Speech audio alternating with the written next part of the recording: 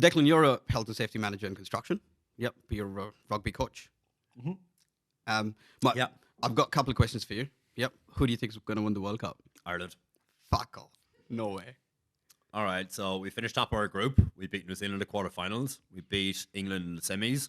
We meet France in the final. And we beat them by 20 points. At least have the courtesy of calling them the All Blacks. That's not in my vocabulary. They're New Zealand. Come on. They're New Zealand. I'm not going to live into that egotistic, we are the All Blacks bullshit. We are the fucking All Blacks. Mate, no, absolutely not. You are New Zealand. The All Blacks were unbeatable. New Zealand isn't. Ouch. That hurts. Yeah. Mate, Sorry to everyone else in the studio that's offended, but everybody in the studio is offended. Everybody going to watch the video is going to be offended. All right, anyways, all your 7 listeners are going to be really offended as well. But you know, such is life. But anyway, the All Blacks will win the World Cup. So I'm actually very terrified of New Zealand because they're coming in very much under the radar. They're performing quite well now and growing, and like you talk about peaking at the right time. Ireland's never got beyond the quarterfinal. The best possible opportunity to win a World Cup. We're probably 3-4 injuries away from being the exact same as we were the last World Cup in 2019, where you lose Paul O'Connell, you lose Peter O'Mahony, you lose Johnny Sexton. All of a sudden, your game plan goes out the window. But I think Andy Farrell's done a phenomenal job of building depth and growing intellectual property across the whole group. Yeah. Across all 53 to 60 players in our nation who can play every single position. Yep. I think he's done an incredible job on the back of what Joe Schmidt did to give us some discipline. So Joe Schmidt's got he's got a lot of responsibility for where we are currently because he instilled things that never would have been in Irish rugby. Andy Farrell's only introduced an ability to diversify and make good decisions on the back of what Joe Schmidt's done. If Joe Schmidt was there, Andy Farrell I'm loving all successful. this analysis. All right. Yeah. Do you want to chuck a bet on that Ireland is not going to win the World Cup? All right, so I will bet you that Ireland would go further than New Zealand. What are the odds? I'll put $100 on. I'll put $100 on. Yep, done. All right, come on, shake. $100 that Ireland go further than New Zealand. Done. Deal. Okay. Yep. All your followers and all your listeners and everybody has seen that we shook hands. $100. Ireland goes further than New Zealand. And I'm saying no way. All right. All right. Okay, Fuck cool. it, mate, you've had too much whiskey. That's whose fault is that? That's your fault. Who are I've met a couple of delusional people in my time, but wow. Bold statement. Anyway, back to the topic at hand. Back here, come back. All right, sweet. So, safety in rugby. Yep. So the new rules brought into concussion management in rugby players. Yep. You can relate to that from your day-to-day job. Yep. Is that hindering the sport? So this is something that's actually very close to my heart, right? So being an ex-player, having grown up and played it since I was like 7 years of age, through to working in construction and health and safety. Yeah, absolutely. But even if I take that hat off and I move into the player space where I played from 7 till 27 when I was medically retired with a shoulder injury and whatnot, through to coaching afterwards. When you start coaching, you become a bit of a. It's not like. For greater one word, you're like a father figure because you're accountable for 23 players every weekend, right? So if somebody gets a head knock, it's your job to get them off the field. I think rugby last year was in the safest possible place it could ever get without jeopardizing the core values of what rugby is. Right. So what is rugby union? Right, it's a confrontational, physical sport that's highly skilled. It's war. It's fast impact collisions. Yep. There are microsecond decisions that result in people getting injured. I think my personal opinion is rugby is the safest it's ever been. We are currently looking at it from a World Rugby point of view, and I'm not sure if New Zealand has opted in, but Ireland, England, Wales have all opted in to this tackle height below the navel, so you're talking waist. Right. So now you're talking about everything as a chopped tackle, so everything is waist down. That is incredibly hard to get to if you're 6'10". Rugby has always been a game for all shapes and all sizes.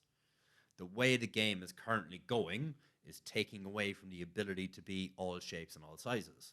Yeah, The values of rugby have always been respect, confrontation, fast-paced, physicality, all those teamwork, great, more importantly. Teamwork, discipline, all those things like that build us into the people that we are. But the way we are currently going is actually taking away from every single person in the community to contribute to the game. Because there's never going to be a 6'10" person who's going to tackle a 5'6" person. They would never get that low.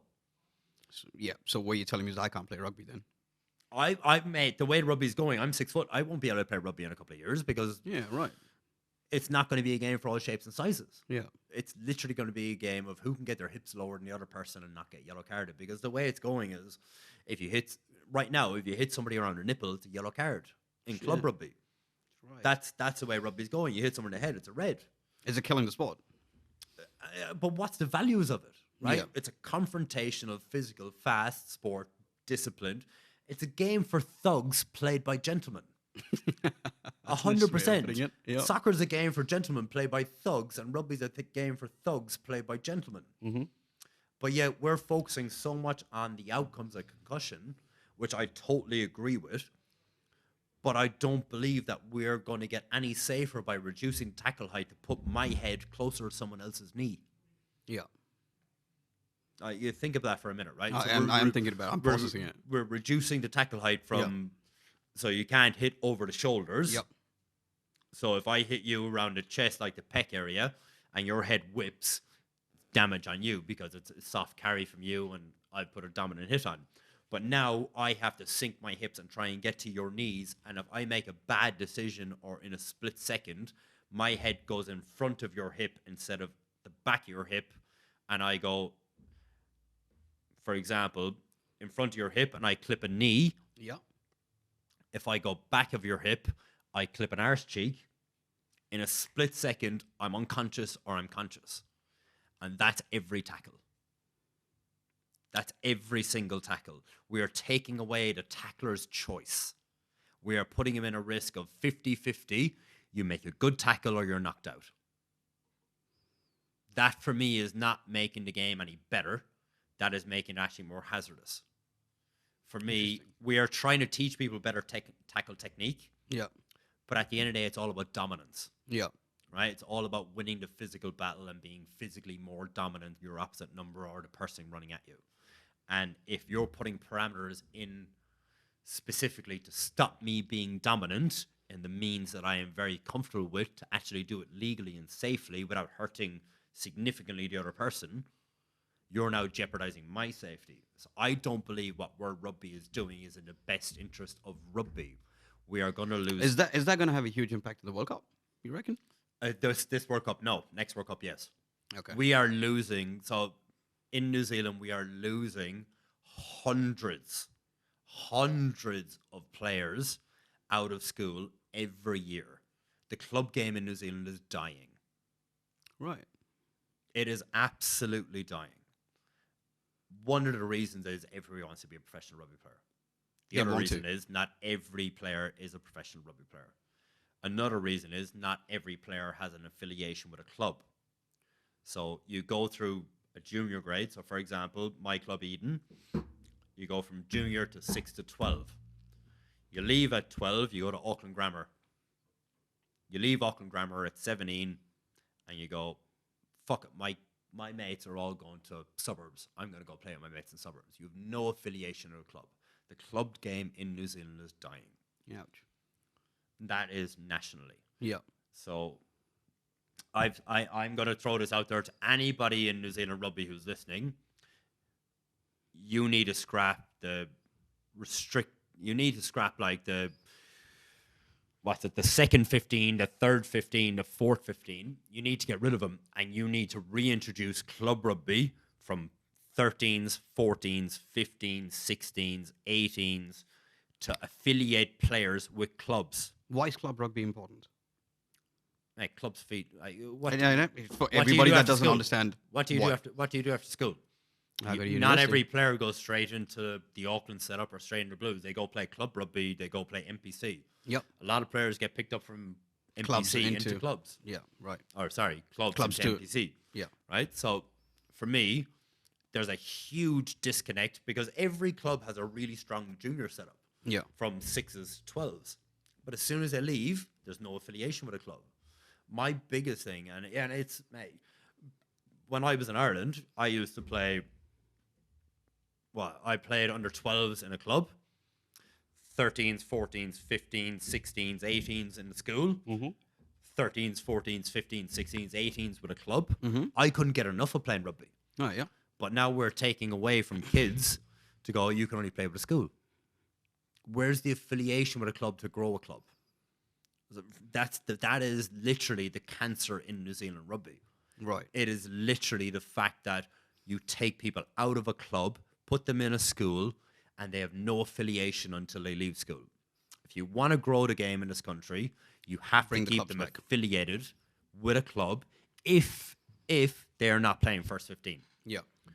Because if you look at the level of coaching at second 15, third 15, no offenses to any of those coaches, but I guarantee you, if you put a 1A, let's say an under 18s coach in who has their tier 3 or their level 3s with World Rugby, they're going to give them the same or if not better level of coaching at that level because they are the top coach at 18s. They are not the second choice coach at first 15. Yeah.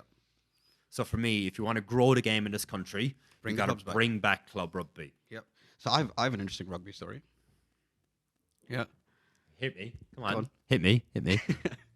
Would you believe me if I told you I knocked out Ma'anunu? If you knocked out Ma'anunu, yeah. Was this with a punch on a night out or in a rugby game? On a poker table. On a poker table, right? Yeah. I want to hear this. This is my first few years in New Zealand. I think I was 2013. Me and a mate, my mate Phil Soul, we actually went up to the casino and I just have a game of poker. We're like, oh yeah, chuck in a handy, see what happens. And Phil said, oh, I'm not going to play today. That's cool. So I went and sat down on the table. Apparently I was sitting right next to Ma'anunu. I had no idea. So I didn't know what Ma'anunu looked like. I never watched rugby back then. That was my first few years in New Zealand. I'd seen a couple of rugby games, but hence why your opinion on the Rugby World Cup is so poor. Fuck. Bringing it back to that. Right. Anyways, right. Okay, come back to the story, right? So I sat down there, like, this dude sitting down there with all his chips. And I put them all in, and I still remember my hand. I had ace 3. Yep. I put them all in on ace 3 because I had 2 pair. He had ace jack, something like that. And cleaned him out. He banged the table and walked out. And then I'm like, cool. I'm $200 richer. I'll walk out of here. So just to all the listeners, when he said I knocked out Ma'anunu, I was expecting him to throw a punch, not knock him off a poker table. What? Hey. Fucking mate, but fair play. Fact. Fair play. I like the story. I knocked him out. Right? Fuck, I love that story, mate. It's a play on words, but that is outstanding. Well played, Andy. I love that. When I came back outside, my man asked me, "Do you know who that is?" I said, "I have no fucking idea who he is." He goes, "That's Ma'anunu." I'm like, "Oh, yo, that's Ma'anunu. Cool." Anyways, who? Good story. Yeah, that's my. All